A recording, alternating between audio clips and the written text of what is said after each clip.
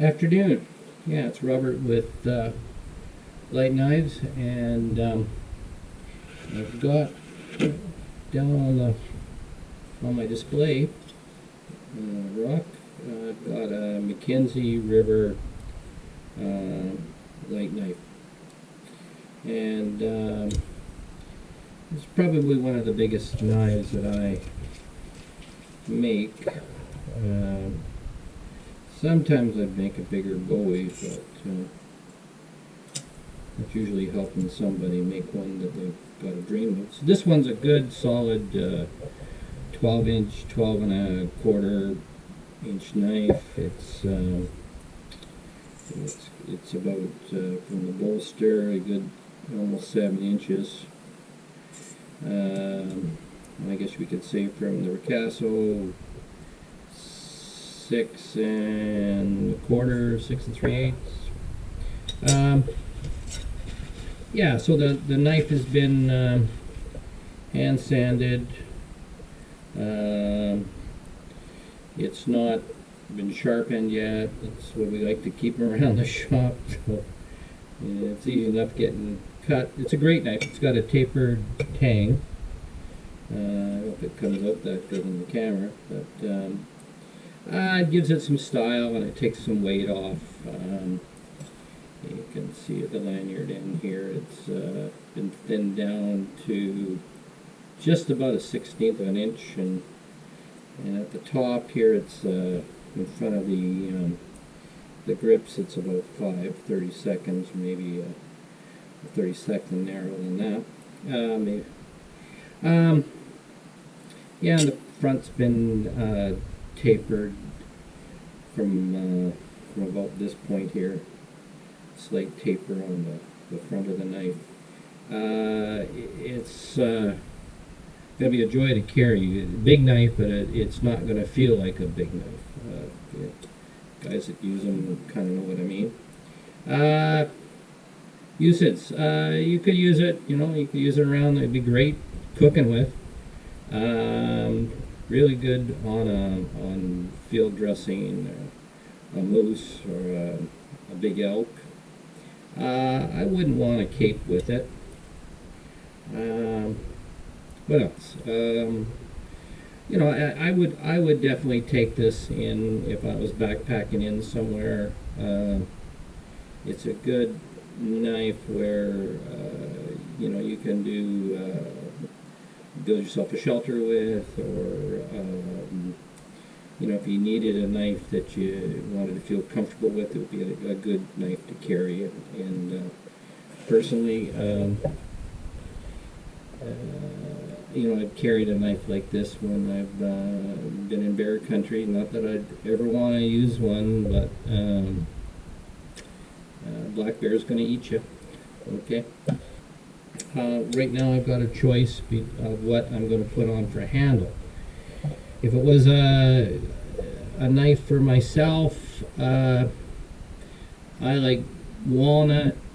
On the other hand, if I'm building it for a client, I would steer them towards G10 because it's material that doesn't go wrong on you.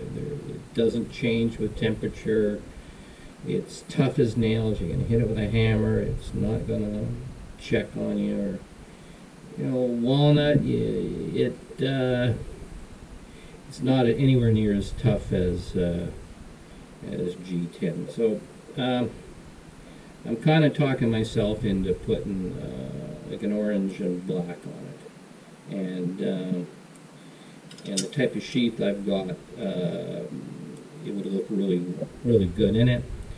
As well, I could put a black handle on it. Black G10 on this knife with stainless pins to make it look more subtle, or I can put on brass and it jumps out a bit more at you.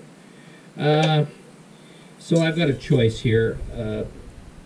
I can use these pins. I could use these 3 pins, or I can use all of these pins. And I got asked there why I you know, why I do this, right? So, well, it's, you know, I spend a lot of time in the bush by myself at times, and, you know, I'm always out there. I'm aware of the directions. So I call this pattern in the middle my 4-direction pin pattern. And, you know, I could get away with just this one, this one, this one, this one, this one, this one. And that's a nice layout too. So I'm not quite too sure how I'll do this. But anyway, the other purpose these 2 pins holes show, they become epoxy pins if I don't put stainless or brass in them. So. Back with this Mackenzie River with the European walnut handle. Yeah, I'm not really too worried about the thickness here. That's the piece of scrap that was left over from the man who made our new rifle stock, the gunsmith. You know, I really can't do anything about it, but the point is I need the it flat here, and then I'll do is I'll taper it out.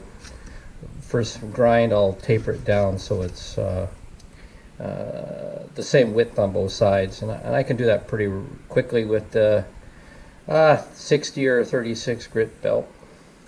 Anyway, I've got the 2 clamps. I've got a pin in here and a pin in here, which are holding the scale that I pre-drilled. So what I'm looking for is I run my eye down along the edge of the spine of the knife, and I want to make sure that I've got wood covering all pieces of the knife. I've got a clamp at the bolster end, and I'm looking right in here on the corner, and I might bring an extra light over here so I can see that a little better.